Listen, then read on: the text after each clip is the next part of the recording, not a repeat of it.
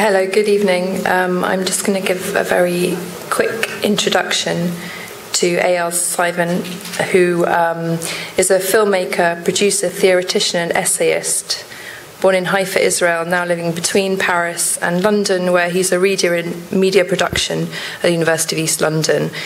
He is a preeminent and multi-award winning director of political documentaries on the subject of the Middle East, and we are delighted to be screening 3 of his films this week. Tonight we're presenting part of Route 181, Fragments of a Journey in Palestine, Israel, the first part, which is to the south from Ashdod to Gaza.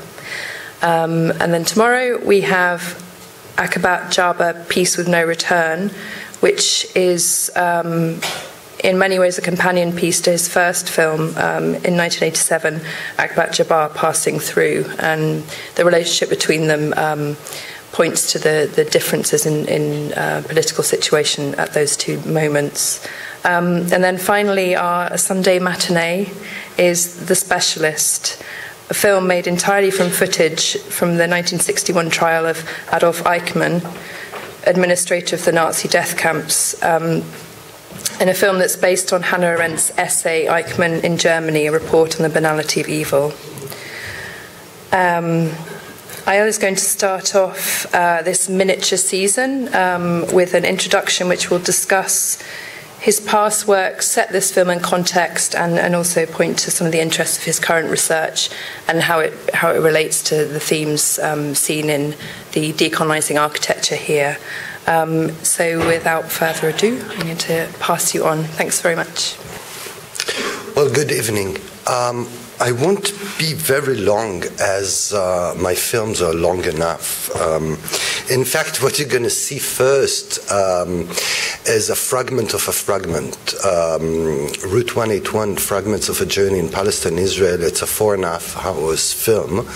It's a journey. I'll come back to it after I'll give kind of an overview of my work. But what you're going to see is just the first part. In fact, one of the things that I wanted to kind of discuss in order to put in context my work from the 80s, which started with work on Palestinian refugees until my last film that was released, which is Jaffa, The Orange's Clockwork, which is a film that discusses, it's kind of articulate the visual history of the Jaffa brand name, not the Jaffa cakes, the Jaffa oranges, which preceded the Jaffa cake, in fact. Nevertheless, one of the main question is when we're coming to deal, or when I'm coming to deal with this space that we're used to call Palestine, or that became Israel in a certain moment, the question is what we're talking about, and what kind of geography we're talking about, and especially what kind of place we're talking 60 years after the destruction of Palestine, when Palestine is a permanent reduction. Today many people around the world are considering Palestine as the occupied territories in 1967, which are, to those who know a bit about the geography of the place, represent just 22% of what we call historical Palestine, which was Palestine under British mandate. But even this Palestine, this 22% out of the British mandate space, that Palestine that was given to the Brits, or was taken by the Brits, whatever you want, it's already kind of a fragment of a bigger notion of Palestine. And why I'm interested in all this, it's the question, of course, of the representation. How we can represent kind of a space that in the same time represent a concept, I'll come back to that, represent a geographical space, but in the same time represent a political notion, take, like today when we are speaking about Palestine, we mean that space that eventually will become a Palestinian state, or the occupied territories, and we forget that it's 22%. So if we try to think about, in fact, how this Palestine was created, how the image of Palestine was created, how Palestine as a geographical space, it's interesting to see that, in fact, Palestine, this idea of the Holy Land, it has a deep and close link to the invention of image, of still image and representation. In fact, the first photographer first photographers that were sent to Palestine in the or end of 19th century, it was out of the idea to prove that what is written in the Bible, it's in fact facts on the ground. And in order to do that, of course, when the photographers came in this big debate that was in the church with Darwin and all the question of is the Bible a real document, when they came, they discovered that in fact the country doesn't correspond to the text. And instead of trying to put the text to correspond to the country, they did the contrary. They made out of the country to correspond to the text. And this is how was invented the idea of Palestine as the Holy Land, by photographing Palestine. And we have to remember that the two places that were most photographed in the very beginning of photography, it's Egypt and the Holy Land, i.e. Palestine. And in fact, Palestine was filmed according to the projection of those very first photographers over the space of Palestine. I believe that in fact, this is the relation, the permanent relation of image to Palestine from that moment, 1860, around 1860 until today, which is the attempt to bring Palestine into a pre-existing text and not to adapt our pre-existing idea or a pre-existing image, and not to adapt our ideas, text, etc. to the space itself. If I gave this short introduction about kind of the invention of the image of Palestine, is in order to try to defend, I would say, a statical political path, which is, in fact, to try to build an image of Palestine becoming Israel, or let's call it, as we call it in that film, Palestine-Israel as a space which is linked to what exists on the ground. Kind of, if you want, in order to try to apply what Walter Benjamin is calling to brush history against the grain. I mean, if the grain of history, it's this projection over Palestine. And the projection is continuous. I mean, if we think at the image of the Palestinian resistance, for example, I mean, this heroic Palestinian resistance, which represents the last anti-colonial resistance today in the world, it's a projection. So if we think from the other side about the ultimate victim of the West, which is the Jew, I mean, of Western world, which is the Jews, of course, again, kind of projections. We can discuss about the reality. Nevertheless, from the very beginning of my work, one of the things was to go against that pre-existing image. And at the moment that I kind of had a conscious that I can play with the image around it, which came after I engaged political activity. I mean, as an activist, I would say as a militant, with the ambiguity of the word, in the very beginning of the 80s in Israel, where I was born. In fact, one of the things that I was attempting was in fact to try to bring back Palestine as a living space and not as just a political concept, which means that Palestine exists as a space of people despite the projection and the historical movement that follows. It means that the fact that today there is over there, I would say, a state which is called Israel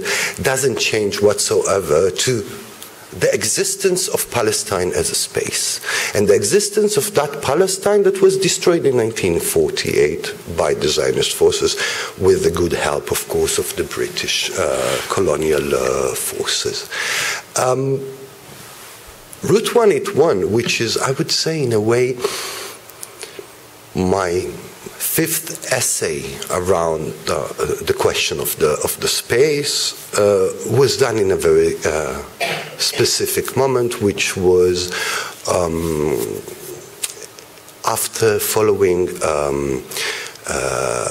the Oslo agreements following the second Palestinian uprising, in that horrible moment of 2003 with, on one hand, and permanent invasions, destructions of space by the Israeli army, and acts of, I would call it, non-ethical resistance, which were the suicide bombing at the time, for those who remember.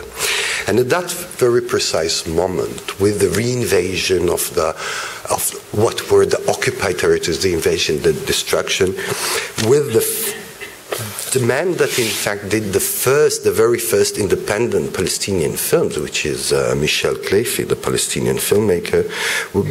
We are old friends, and we were sitting and we were asking ourselves, following few years that we didn't film neither him or me in Palestine, Israel, we asked ourselves, what shall we do? It's not what we can do, but what shall we do? I mean, we should voice up, we should make a film, how we can deal with that space that we abandoned after the Oslo agreement, when we felt that we don't have any more a political role to play with the image.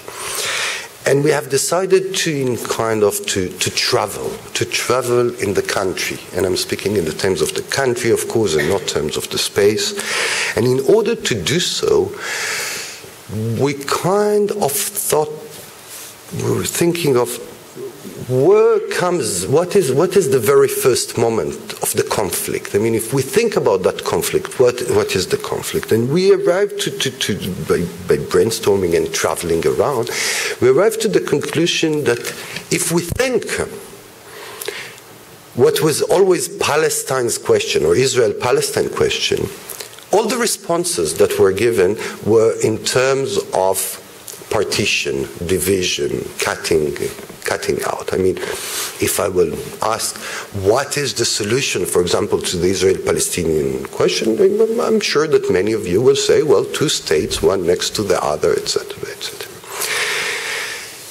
The idea of a solution to Palestine, we can of course discuss the idea of how you invent a problem, but if there is the problem of Palestine, in the last 75 years, the solution is through partition.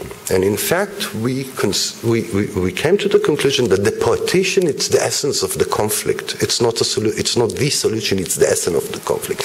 And if we go back to that primer moment, 1947, the moment that United Nations, following Second World War, and the genocide, Holocaust, is decided to divide Palestine, one space, into kind of two ethnic space, Jewish space and an Arab space. In fact, that moment is the moment that the war as such begins, the war that never ended, the war that we are witnessing today.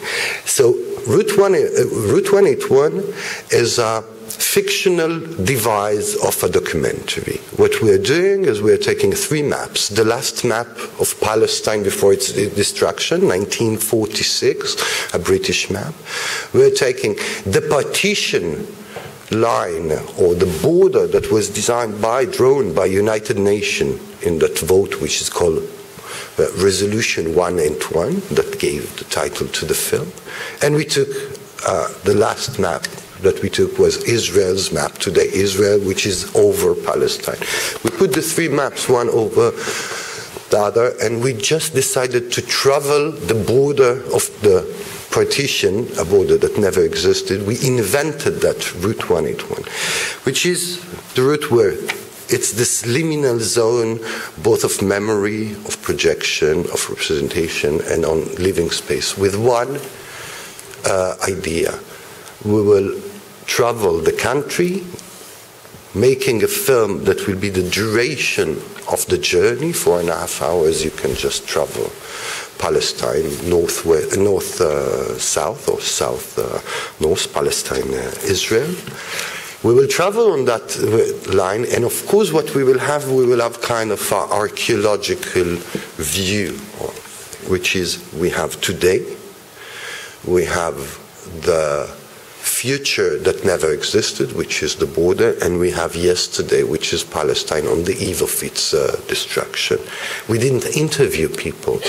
We had kind of a present that traveling around, and people were asking us, what are you doing? In fact, we were with camera, what are we doing? And we just said, we are traveling on the partition line, which is something that doesn't exist, which was the possibility kind of to provoke what you will see in the film. So Route 181 is kind of an attempt to rebuild the two layers of the space, which is Israel today and yesterday was Palestine, without taking into account, in a way, the projection, the outside projection of the space. I mean, to try to link, I'm trying not to use the word reality, which is a tricky word for documentary. It's about the physicality of the space itself. I mean, something that refuses the convention of the notions which are occupied territories, Palestine, Israel, etc., to consider that there is a possibility to travel on a double, triple, or quadruple space,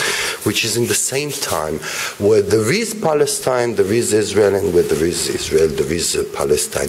In a way, kind of to build a narration that will go against the idea of partition as a solution, and will pose the idea that non-partition, it's the reality, where partition, it's the artificiality. Thank you so much.